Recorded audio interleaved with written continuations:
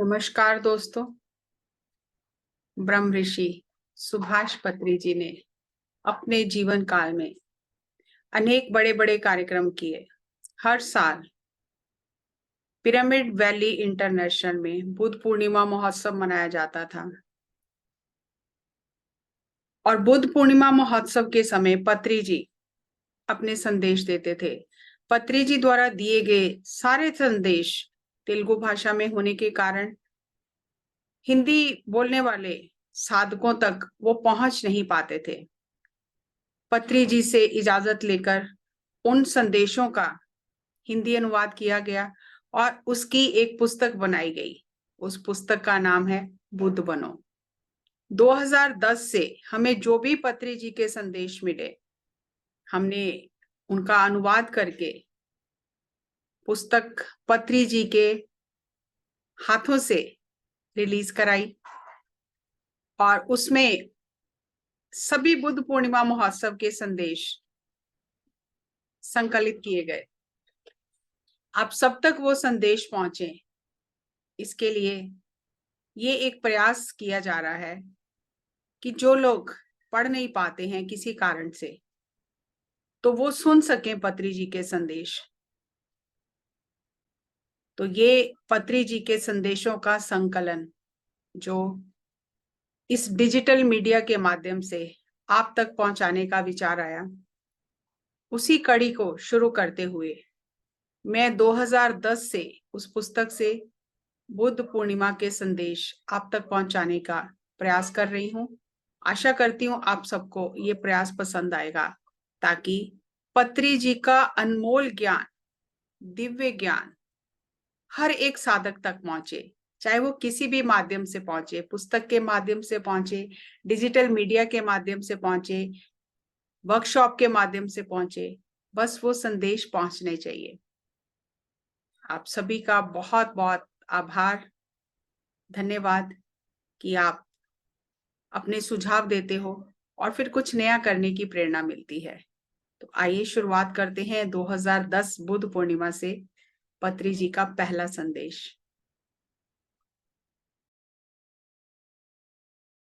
2010 में पत्री जी ने जो संदेश दिया उसका शीर्षक है आत्मज्ञानी ही बुद्ध है। पत्री जी कहते हैं, हमें किस दिशा में जाना है, हमारे जीवन का उद्देश्य क्या है, हमें दिशा निर्देश कौन देगा, क्या खाना है, कैसे बोलना है, क्या सोचना है, कैसे कर्म करने हैं। एक बुद्ध ही हमें ये सब सिखा सकता है। आत्मज्ञानी ही बुद्ध है। एक बुद्ध ही हमें मार्ग दिखा सकता है, इसलिए हम बुद्ध की शरण में जाते हैं। बुद्धम शरणम गच्छामि। यदि आपके माता पिता, पति पत्नी और अध्यापक आत्मज्ञानी नहीं हैं, तो हम उनकी शरण में नहीं जा सकते। यदि आपकी माता बुद्ध होती तो आपका जीवन महान, यशस्वी और तेजस्वी होता, लेकिन ऐसा नहीं हुआ। परंतु आज हम सब बुद्ध बन गए हैं। अब हमारे बच्चों का भविष्य अत्यंत उज्जवल है। जो व्यक्ति पहले से ही दुखी है, वे दूसरे दुखी व्यक्ति की क्या मदद कर सकता है। यदि माता पिता ही आपस में झगड़ा करते हैं, तो बच्चों का मार्गदर्शन कौन करेगा। वे बच्चे कहां जाएंगे। तब आपके पास एक ही रास्ता है, बुद्ध की शरण में जाएं। जब आप स्वयं दुख में हैं, तो मंदिर मस्जिद जाने से, प्रार्थना करने से आपको कुछ भी समझ नहीं आएगा। वहां जाकर आप अपने कल्याण के लिए प्रार्थना करोगे और फिर घर आकर लड़ाई झगड़ा शुरू करोगे, तो कल्याण कहाँ है। जब तक आप किसी बुद्ध पुरुष से नहीं मिलते, बाइबल, कुरान, गीता कोई आपकी मदद नहीं कर सकता, क्योंकि माता पिता, अध्यापक, मंदिर का पुजारी कोई भी बुद्ध नहीं है। फिर आप एक बुद्ध की तलाश में जगह जगह जाओगे। परंतु हम ये भी नहीं जानते कि एक बुद्ध कैसे दिखाई देता है, उसका चेहरा कैसा है, उसकी बातें कैसी हैं। मैं अपने घर में बुद्ध की तरह रहा, लेकिन मेरे परिवार वालों को ये नहीं पता चला कि मैं एक बुद्ध हूं। 5 साल तक मेरी पत्नी को भी नहीं पता चला कि मैं एक बुद्ध हूं। जब तक आप अपने दुख से बाहर निकलना नहीं चाहते, एक बुद्ध के साथ रहने पर भी आप उसे नहीं देख सकते। ये बहुत हैरानी की बात है। बहुत लोग अपने दुख से ही संतुष्ट हैं। वे अपने दुख को स्वीकार करके उसके साथ सामंजस्य स्थापित कर लेते हैं। ध्यान और बुद्धत्व किसको चाहिए? हर एक व्यक्ति की जिंदगी में एक समय ऐसा आता है जब वह और दुख सहन नहीं कर सकता। तब वह बुद्ध की तलाश में निकलता है। हे बुद्ध, तुम कहाँ हो? तब पता चलता है हम जिसके साथ रह रहे हैं वह एक बुद्ध है। 5 साल बाद जब मेरी पत्नी ने ध्यान करना शुरू किया, वह स्वयं एक बुद्ध बन गई और जान गई कि वह एक बुद्ध के साथ ही रह रही है। मेरे परिवार के लोग अभी भी नहीं जानते कि मैं एक बुद्ध हूं। आप सभी मेरे रक्त संबंधी नहीं हैं, ध्यान और ज्ञान संबंधी हैं, पर आप सभी जानते हैं कि हम एक बुद्ध के साथ हैं। यही है बुद्धम शरणम गच्छामि।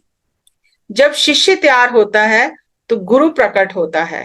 When the disciple is ready, master appears. ऐसा नहीं है कि गुरु पहले नहीं था, पर आप देखने के लिए तैयार नहीं थे। शिष्य का तैयार होना क्या है? शिष्य को किसके लिए तैयार होना है? शिष्य को बुद्धत्व पाने के लिए तैयार होना है। शिष्य की ये चाहती बुद्धम शरणम गच्छामि है। मुझे कोई भी सांसारिक धन, संपत्ति, परेशानियां नहीं चाहिए, मुझे केवल आत्मज्ञान चाहिए। तब अचानक आपको पता चलता है आप जिसके साथ रह रहे हैं वही बुद्ध पुरुष है। तब वह आपका गुरु बन जाता है। वह तो पहले भी सामने ही था, लेकिन आप तैयार नहीं थे। उस गुरु का नाम क्या है? वह गुरु बुद्ध है। अब बुद्ध कौन है? एक आत्मज्ञानी ही बुद्ध है। जब तक आप किसी मास्टर से नहीं मिलते, तब तक जीवन में परिवर्तन नहीं आता और दुखों से छुटकारा नहीं मिलता। जीवन में परिवर्तन आना क्या है?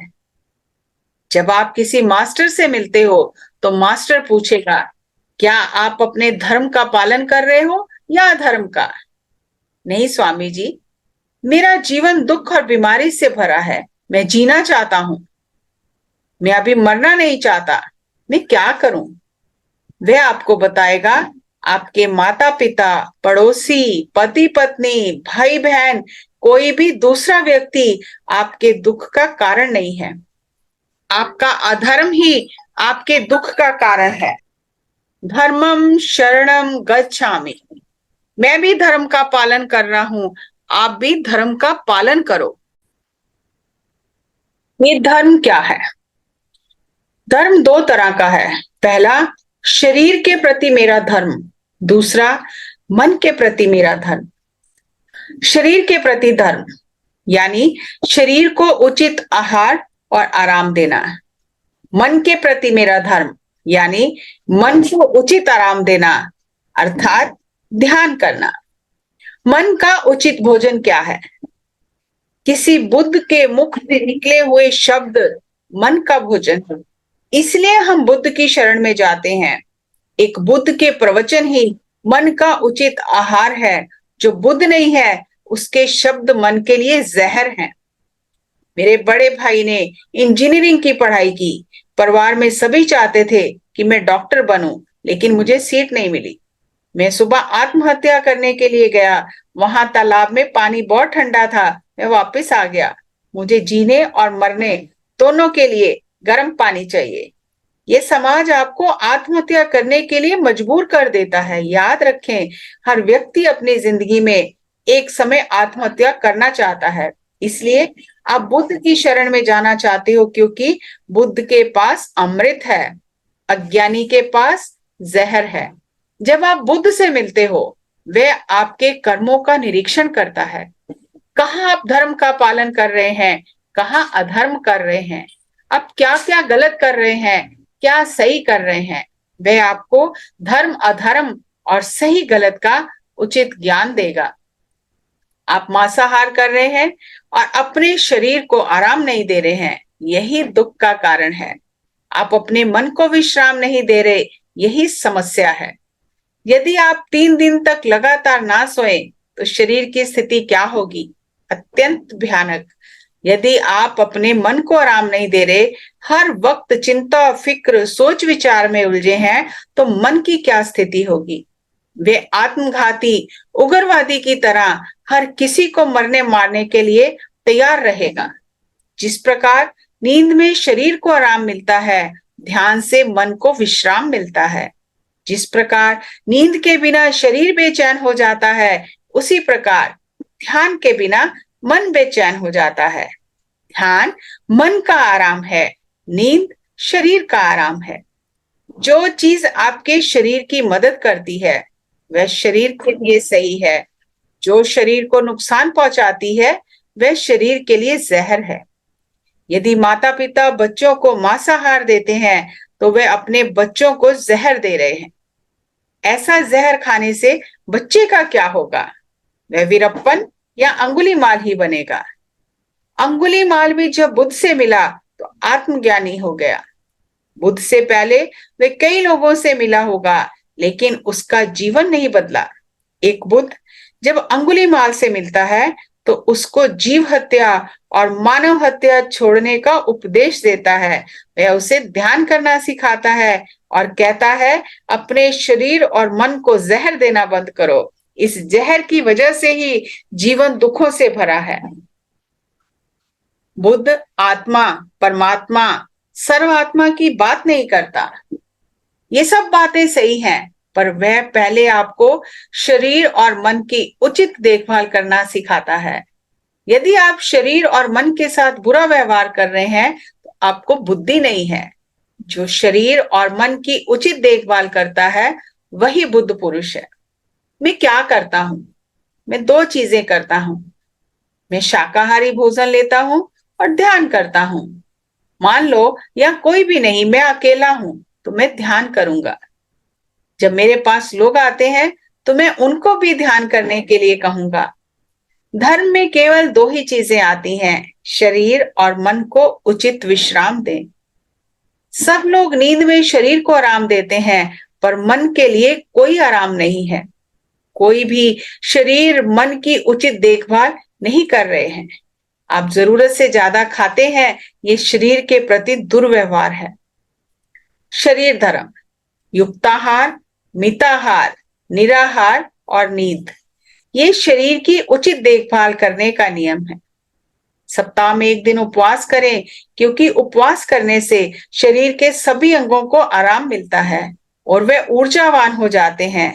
ऐसे ही ध्यान से मन को विश्राम मिलता है। यदि मन को विश्राम नहीं मिलता तो भयानक सपने आते हैं, क्योंकि मन नींद में भी सक्रिय है। शरीर और मन की उचित देखभाल करना आपका स्वयं के प्रति धर्म है। आजकल डॉक्टर भी प्रोटीन के लिए मांसाहार लेने की सलाह देते हैं। यही दुख का कारण है। जो आप बोते हैं वही काटते हैं। As you sow, so you reap. संघम शरणम गच्छामि। जब आप धार्मिक बन जाते हैं तो आप बुद्ध पुरुषों के संग में जाना चाहते हैं। आप उनका अनुभव जानना चाहते हैं। धर्म सबके लिए समान है, लेकिन बुद्धत्व की अवस्था अलग अलग है। धर्म अर्थात शाकाहार और ध्यान, यानी अपने मन और शरीर की उचित देखभाल करना। मन के लिए उचित आहार क्या है? सही पुस्तकें पढ़ना मन का आहार है। ये मन के लिए अमृत भोजन है। शरीर के लिए मिताहार है, क्योंकि शरीर की सीमा है। मन की कोई सीमा नहीं है। आप कितना भी ज्ञान अर्जित कर सकते हैं, संगीत सुन सकते हैं, प्रकृति का आनंद ले सकते हैं। जब आप ऐसा करते हैं तो आप अपने मन को उचित आहार देते हैं। जब आप ध्यान करते हैं तो एस्ट्रल मास्टर यानी सूक्ष्म उच्च लोकों के मास्टर आकर आपको प्रत्याहार देते हैं। ये प्रत्याहार क्या है? प्रति अर्थात विपरीत। विपरीत दिशा से लिया गया आहार ही प्रत्याहार है। जब हम ध्यान करते हैं तो सहस्त्रार से ऊर्जा शरीर में प्रवेश करती है। शरीर के लिए युक्ताहार, मिताहार, निराहार और मन के लिए केवल युक्ताहार और ध्यान है। ये पत्री जी द्वारा दिया गया बुद्ध पूर्णिमा महोत्सव में 2010 का संदेश था। अगली कड़ी में 2011 का संदेश सुनेंगे। तब तक नमस्कार, धन्यवाद।